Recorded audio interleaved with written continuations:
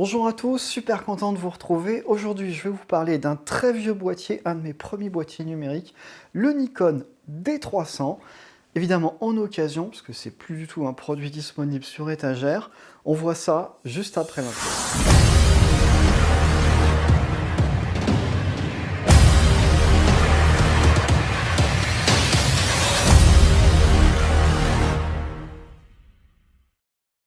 Bien, je vous le disais en introduction, le D300 c'est un de mes tout premiers boîtiers numériques. Avant j'ai eu un D40X que j'ai gardé si peu longtemps que je suis pas sûr de vous faire une vidéo sur le D40X. On peut dire d'une certaine façon qu'il ne m'a pas convaincu.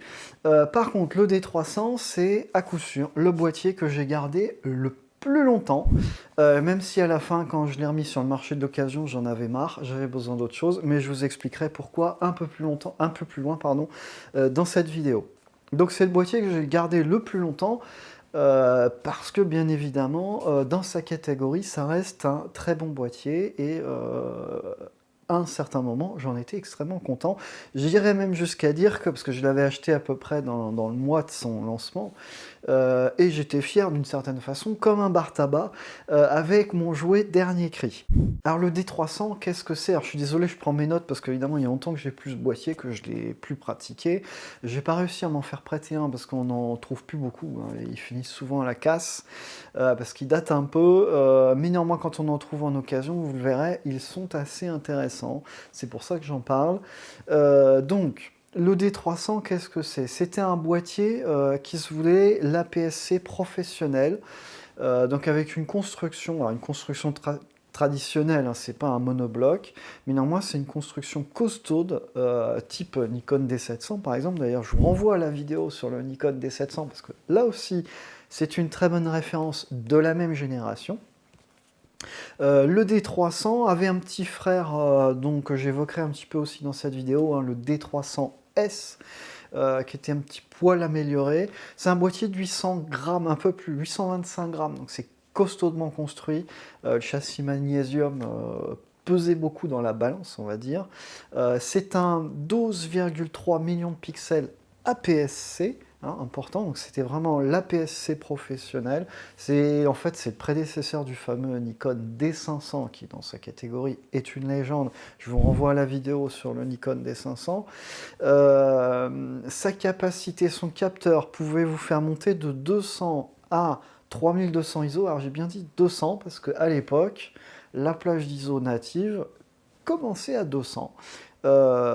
Mais on pouvait l'étendre à aller de 100 à 6400 ISO. Alors sur l'ISO, comment dire, avec ce boîtier-là, fallait pas trop pousser quand même, hein. 200, 400, 800, on s'en tirait bien.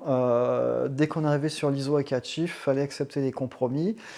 Aujourd'hui, on a les dernières versions de DxO qui sont capables de faire des petits miracles avec l'héros du D300. Donc ça veut dire que bon, vous pouvez un petit peu... À l'époque, on ne pouvait pas pousser, maintenant on peut.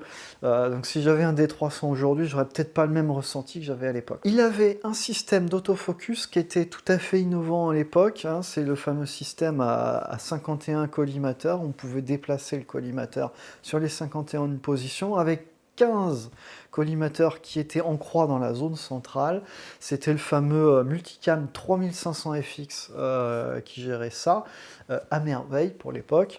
Le D700, son frère, a été équipé du même système, évidemment en plein format, avec un peu plus de luminosité, etc., ce qui le rendait meilleur, mais néanmoins, c'était le même principe. Une rafale qui était bridée. Si vous n'aviez pas la poignée additionnelle, le grip additionnel, bridé à 6-7 images secondes, là où vous pouviez aller à 8 images secondes avec le grip. D'ailleurs, entre parenthèses, grip MBD 10, qui est le même pour D700. C'était intéressant, si vous aviez les deux boîtiers, vous pouviez passer le grip de l'un à l'autre, c'est absolument génial.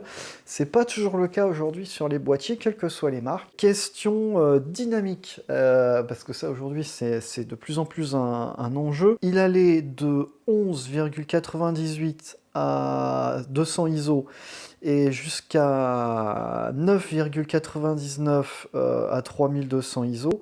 Donc c'est une plage aujourd'hui, ça fait rigoler. Ça fait rigoler parce que c'est faible par rapport à ce qu'on fait aujourd'hui. Néanmoins, là, on a une dynamique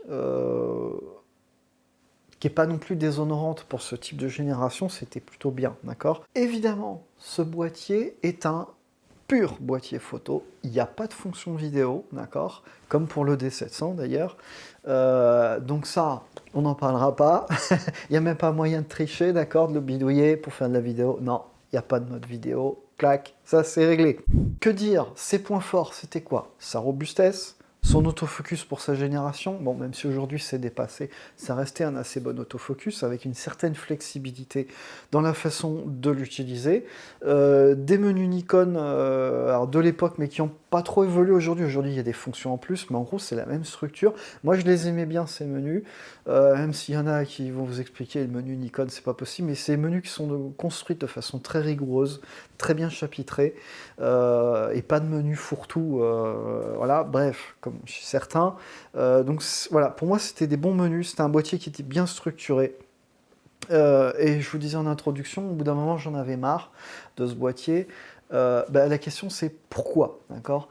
Pourquoi je l'ai apprécié dans un premier temps et pourquoi à la fin il fallait que je passe à autre chose. Pourquoi je l'ai apprécié? Comme je disais, il est costaud. Je venais de me mettre au numérique, donc forcément j'avais pas de point de référence. Donc ça veut dire qu'un boîtier comme ça, qui était la pointe de la technologie à l'époque, forcément j'étais bien avec. Bon, mais évidemment en pratiquant à l'époque, je faisais quasiment que de la photo animalière. C'est un domaine qui est très exigeant, un domaine exigeant sur l'AF, exigeant sur l'ISO, exigeant sur la robustesse, mais ça là-dessus, il est irréprochable.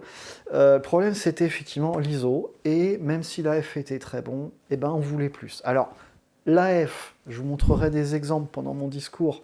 Je faisais de la libellule en vol, c'était difficile, je vous le concède. Je faisais de l'oiseau en vol, c'est quand même plus facile, mais de la libellule en vol, c'était difficile, et on peut le faire avec le D300. Donc ça montre clairement que on a un système d'autofocus qui peut en baver, si je puis dire. On peut le solliciter. Néanmoins, hein, je préfère prévenir, si vous essayez de faire la même chose, c'est pas si évident que ça. Vous allez galérer un petit peu avant de pouvoir y parvenir. La question qui va se poser aujourd'hui, est-ce que c'est vraiment une bonne occasion? À l'époque, ce boîtier se vendait neuf 1800 balles, qui était un budget, mais néanmoins le D500 s'est vendu encore plus cher que ça, mais peu importe. Et aujourd'hui, alors j'ai fait le tour un petit peu des plateformes et je dirais qu'on le trouve aux alentours de 150, quelquefois 200 € quand ils sont en très bon état, ce qui n'est pas toujours le cas parce qu'on commence à être sur un boîtier qui date un petit peu. Et d'ailleurs, en parlant de boîtier qui date un petit peu, c'est un élément que j'ai oublié de souligner sur le D700. Ce qu'il faut savoir, c'est quand un boîtier est retiré du marché, les marques vont évidemment garder un SAV actif avec des pièces de rechange disponibles pour la réparation, et au bout d'un certain nombre d'années, ça sera plus possible. Ils vont arrêter le service. Ce service dure à peu près entre 10 et 15 ans, souvent un petit peu plus longtemps sur les boîtiers un peu haut de gamme.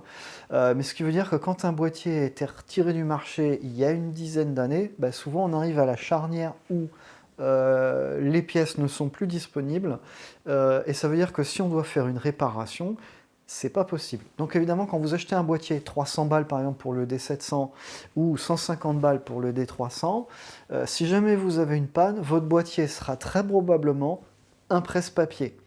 Peut-être vous aurez de la chance, peut-être que vous pourrez le réparer avec des pièces de substitution, de la récup sur un autre boîtier, peut-être. Mais c'est sans garantie. Donc sur des boîtiers de cette ancienneté-là, faites-y attention. C'est un boîtier one-shot, hein. Alors vous allez l'acheter, vous allez l'utiliser jusqu'à ce qu'il claque, et quand il claquera, vous en achèterez un autre. Vous n'aurez quasiment pas le choix. Donc il faut en être conscient avec ces boîtiers un petit peu anciens. Et d'ailleurs, c'est une mention, maintenant je veillerai à y faire attention, à le signaler sur ces boîtiers occasion un peu anciens, parce qu'il faut le prendre en compte. Alors là, en l'occurrence, sur un boîtier qui en occasion vaut 150 balles, s'il claque pas tout de suite, hein, s'il attend quelques années avant de vous lâcher, ça vaut le coup. Mais voilà, il y a un risque réel de ne pas pouvoir le réparer, et quand bien même on pourrait le réparer, la moindre réparation un petit peu sérieuse, elle vous coûte entre 150 et 300 €, ce qui veut dire que ce soit un D700 ou un D300, c'est un boîtier qui, dans les faits, ne vaut pas le coup d'être réparé. Donc s'il claque, c'est un presse-papier ou éventuellement un objet déco, enfin, vous en faites ce que vous voulez, mais voilà, vous ne pourrez plus l'utiliser pour faire de la photographie.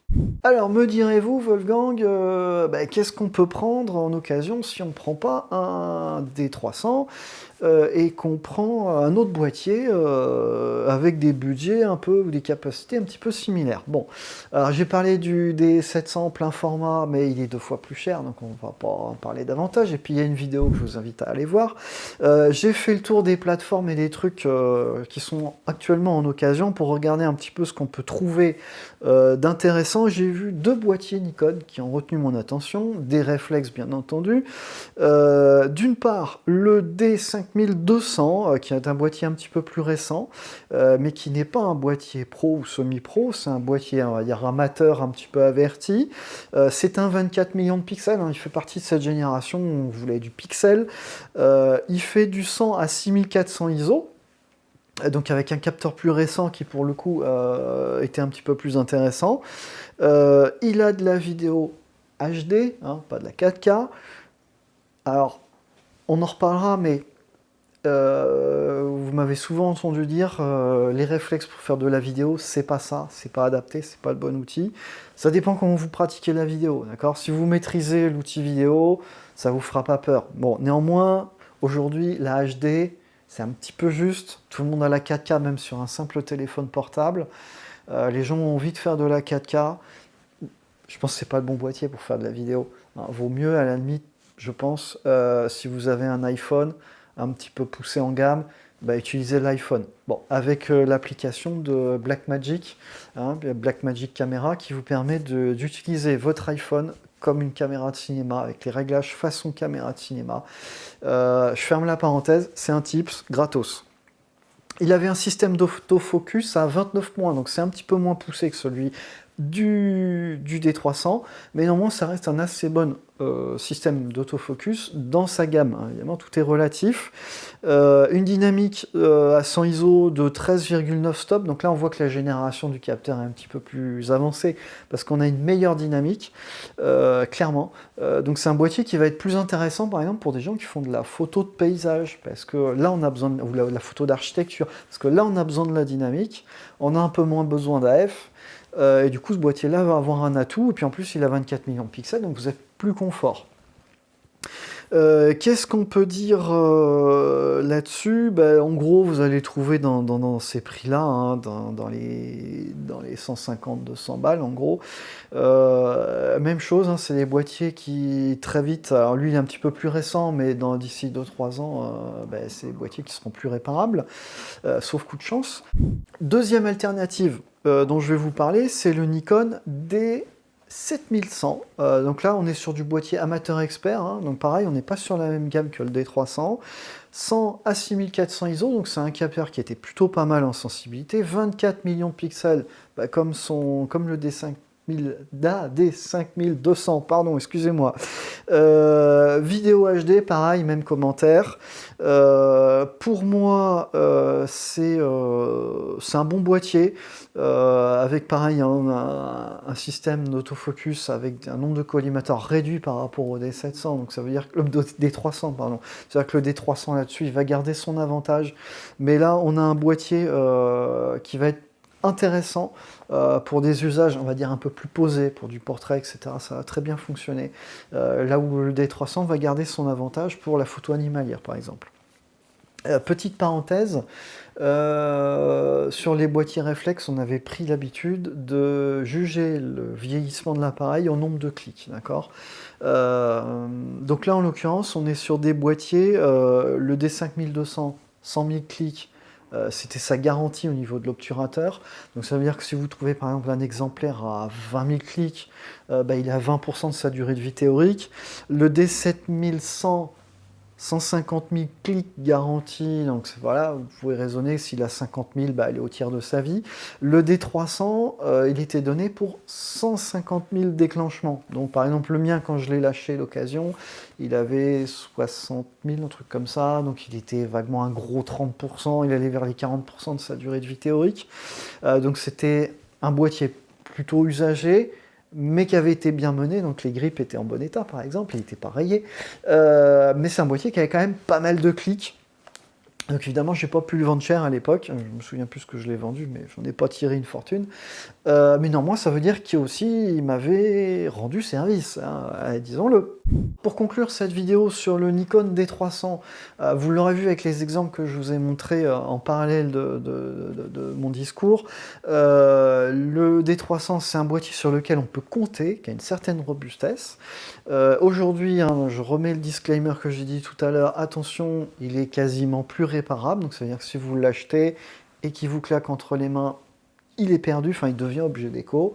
C'est pas forcément votre intention de départ, sûrement vous avez des projets photos, mais voilà, sur des boîtiers un petit peu anciens comme ça, il y a une prise de risque, indépendamment des qualités propres du boîtier, il y a une prise de risque, mais néanmoins, de mon point de vue, c'est un boîtier semi-pro, APS-C, finalement à un prix défiant toute concurrence, et certes on peut le mettre en face d'un D5200 ou d'un D7100, qui pourront avoir des atouts non négligeables dans d'autres types d'applications, là où je préférerais le D300 pour l'animalier par exemple, pour de la pose longue, du paysage, de l'architecture, je vais peut-être préférer les deux autres alternatives. Ça, c'est finalement vos projets photos qui vont déterminer et qui vont vous dire finalement quel boîtier aura les meilleurs atouts pour vous. Quoi qu'il en soit, guettez les occasions, choisissez-les bien, et puis surtout, éclatez-vous dans vos projets photos. À très bientôt!